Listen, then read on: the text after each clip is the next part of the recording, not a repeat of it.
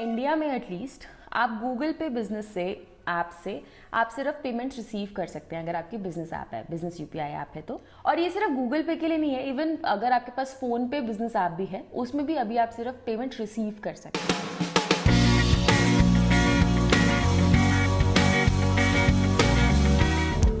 नमस्कार entrepreneurs, B for business channel के business गपशप के नए एपिसोड में आपका बहुत बहुत स्वागत है।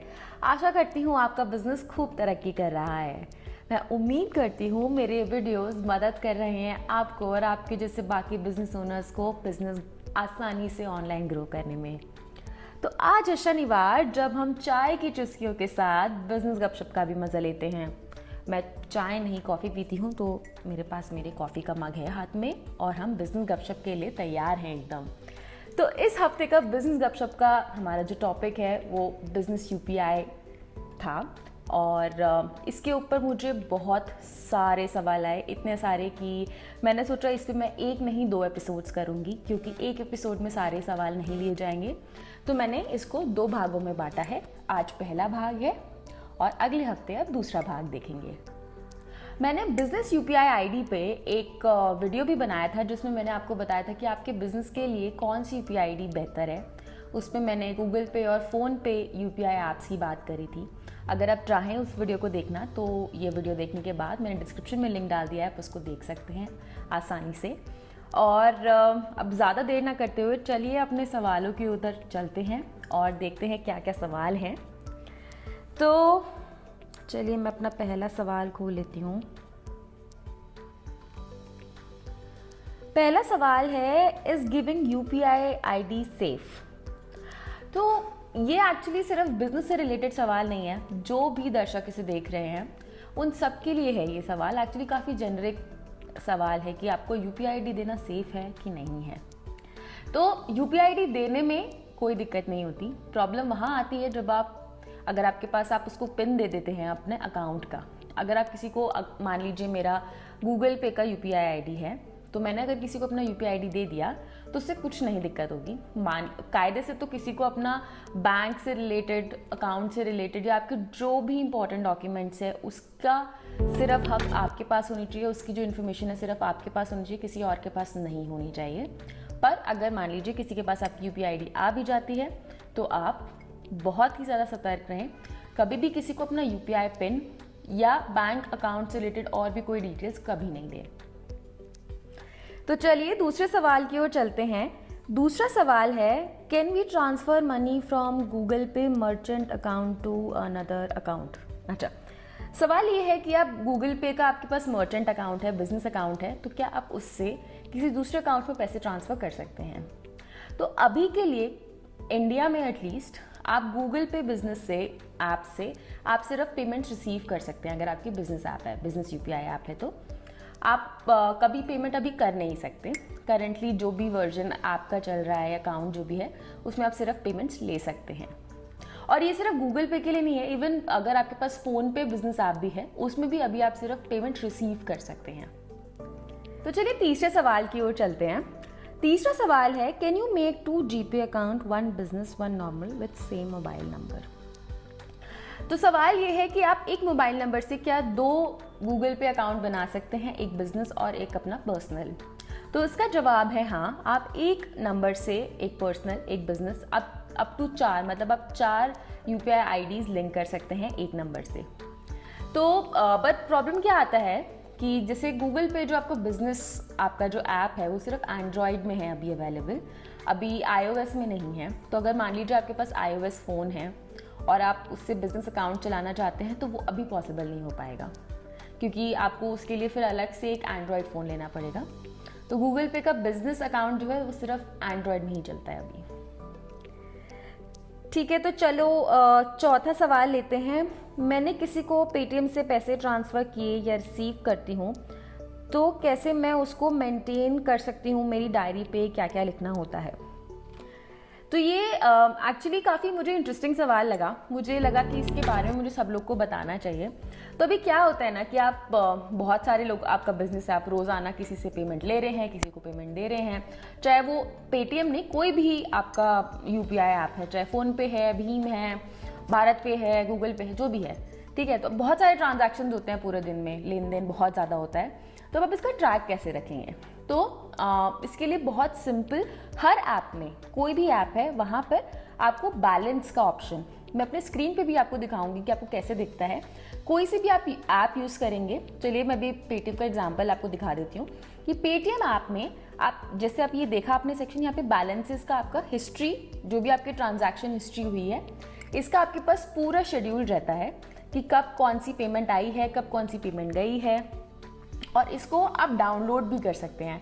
अगर आप एक्सेल यूज़ करते हैं तो आप एक्सेल में यूज़ कर सकते हैं, अपने फ़ोन में देखना चाहते हैं तो वहाँ पे भी यूज़ कर सकते हैं। तो आपको अलग से मैनुअली लिखने की ज़रूरत नहीं है, अपनी डायरी में लिखने की ज़रूरत नहीं है कि इतना पेमेंट आया, इतना पेमेंट गया। आपको पूरा सारे ट्रांजैक्शंस जो हैं 1 सेकेंड में डाउनलोड करके आपको मिल जाएंगे। चलिए तो चौथा सवाल था ये, 5वें सवाल की ओर चलते हैं। मेरा फ़ोन पे QR कोड अभी तक डिलीवर नहीं हुआ, कैसे आएगा? तो जैसे कि आप लोग को पता होगा, फ़ोन पे और गूगल पे के जो बिज़नेस अकाउंट जब आप बनाते हैं तो आपको एक फैसिलिटी प्रोवाइड करता है जहां पर आप अपना QR कोड डिलीवर करवा सकते हैं आपके बिज़नेस की जो एड्रेस है, जो आपका शॉप जहां पर है, जो आपका बिज़नेस है, वहां पे अपना QR कोड डिलीवर करवा सकते हैं। तो फ़ोन पे के साथ ये होता है कि वो बोलते हैं कि 30 दिन के अंदर आपको आपका जो QR कोड है वो मिल जाएगा। तो आपको QR कोड प्रिंट करके देते हैं, उसके बाद आप उसको एक स्टैंड में डाल सकते हैं या जैसा आप चाहें कर सकते हैं। ऐसे ही गूगल पे के साथ भी है। अभी अगर बाई चांस आपका गूगल पे नहीं, फ़ोन पे का कुछ प्रॉब्लम चल रही है, क्योंकि ये 2-3 लोगों से और मैंने सुना था कि उन लोगों ने ऑर्डर किया पर अभी तक उनका नहीं आया। पर्सनली मैंने भी अपने लिए ऑर्डर करवाया था बी फॉर बिजनेस के लिए, पर मेरे पास अभी तक डिलीवर नहीं हुआ है। तो इस केस में फ़ोन पे क्या बोलता है, क्योंकि इतनी सारी रिक्वेस्ट आ रही हैं उनके पास, इसलिए थोड़ा डिले हो सकता है। तो आप उसको 30 दिन बाद आप उनको एक बारी, अगर आपका 30 दिन तक नहीं आता, आप उन्हें दोबारा रिक्वेस्ट डाल दीजिए ऐप में जाकर ही। आपको रिक्वेस्ट कैसे डालनी है मैं आपको स्क्रीन पे दिखा देती हूँ। आपको फ़ोन पे की ऐप में जाना है, आपको यहाँ पे 3 बार्स दिखेंगे, यहाँ पे आप क्लिक करेंगे तो आपको दिखेगा मैनेज माई QR कोड्स, इस पर आप क्लिक करेंगे। यहाँ पे आपको रिक्वेस्ट रेज करनी है दूसरे QR कोड के लिए। जैसे आप रिक्वेस्ट रेज करेंगे वो आपकी एक नया टिकट बन जाएगा और फिर आपका जो प्रोसेस है वो शुरू हो जाएगा और आपका कुछ ही दिनों में आपका QR कोड आपके पास आ जाएगा। अगर मान लीजिए आपका QR कोड नहीं आता है आपके पास, तो आप क्या कर सकते हैं, आपके ऐप में तो आपका QR कोड दिखता ही है, राइट? तो आप उसको डाउनलोड कर सकते हैं। अगर जिनको आप मोबाइल से दिखा सकते हैं, आप उनसे वहाँ पे QR कोड स्कैन करा के पेमेंट ले सकते हैं, पर मैं मानती हूँ कि उससे दिक्कत होती है, काफ़ी परेशानी होती है। तो आप क्या कर सकते हैं, बहुत सिंपल है, वो QR कोड को आप डाउनलोड कर लीजिए। डाउनलोड करके आप उसका प्रिंट आउट निकलवाइए, जितना आप चाहें कितने भी प्रिंट आउट से करवा सकते हैं, बहुत सिंपल है, कैसे भी, चाहे पेपर पे, जिस पे भी आपको आसानी हो, सिंपल सा प्रिंट आउट निकलवाइए और अपनी दुकान पर लगा दीजिए। तो आपको जब तक आपका QR कोड डिलीवर होगा तब तक आप ये वाला QR कोड आसानी से यूज़ कर सकते हैं।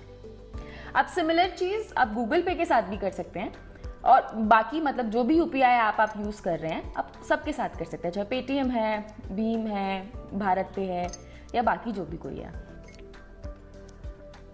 आज के इस एपिसोड में मैंने ये 5 सवाल लिए हैं। मेरे पास कुछ और सवाल हैं जो मैं दूसरे भाग में लूँगी, क्योंकि मुझे लगता है कि बिज़नेस UPI बहुत ही ज़्यादा आजकल डिजिटल पेमेंट्स के चलते UPI ऐप का होना और UPI ऐप से रिलेटेड जो सवाल, जो लोगों के मन में शंकाएं हैं, उनको सुलझाना और उनको सॉल्व करना बहुत इंपॉर्टेंट है।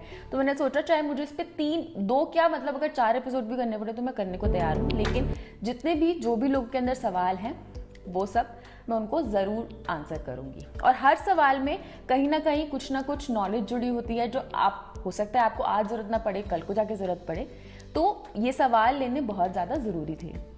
तो चलिए इसी के साथ हम बिज़नेस UPI के बिज़नेस गपशप के इस एपिसोड को विराम देते हैं। दूसरा एपिसोड आप नेक्स्ट वीक ज़रूर देखेंगे और तब तक अगर आपके और भी कोई सवाल आते हैं तो आप मुझे प्लीज़ ज़रूर से लिखिएगा। अगर मुझे लगा तो मैं तीसरा एपिसोड भी करने के लिए बिल्कुल तैयार हूँ, और अगर जिनका मुझे लगा कि मुझे पर्सनली रिप्लाई करना है, मैं उनका पर्सनली भी रिप्लाई, या तो मैं कुछ सवालों के जिसे मैंने अभी किया भी है, मैंने कर दिया है, या मैं आपको ज़रूर से करूँगी।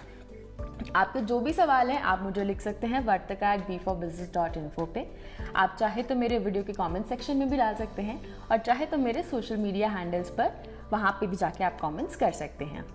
अगर आपको मेरा ये वीडियो पसंद आया तो किसी एक दोस्त, रिश्तेदार, जानने पहचानने वाले या जिसको भी इस वीडियो से मदद हो उसके साथ ज़रूर शेयर करें और मेरे बाकी वीडियोस देखते रहें। अगर आप बी फॉर बिजनेस चैनल से पहली बार जुड़ रहे हैं या आप बिजनेस गपशप का एपिसोड ये पहली बार देख रहे हैं तो मैंने डिस्क्रिप्शन में बी फॉर बिजनेस चैनल के बारे में और बिजनेस गपशप के बाकी जो एपिसोड्स हैं उनके भी लिंक्स डाल दिए हैं। और आप चाहें तो बी फॉर बिजनेस चैनल पे जाकर बाकी वीडियोस मेरे देख सकते हैं। तो मिलेंगे हम बिजनेस गपशप के नए एपिसोड में अगले शनिवार को। तब तक आप मेरा मंडे को नया टॉपिक तो नहीं है एक्चुअली, बिजनेस यूपीआई ही है, फिर भी आपके जो भी और कोई सवाल है आप उसमें डालना ना भूलिए। हम मिलेंगे अगले शनिवार को।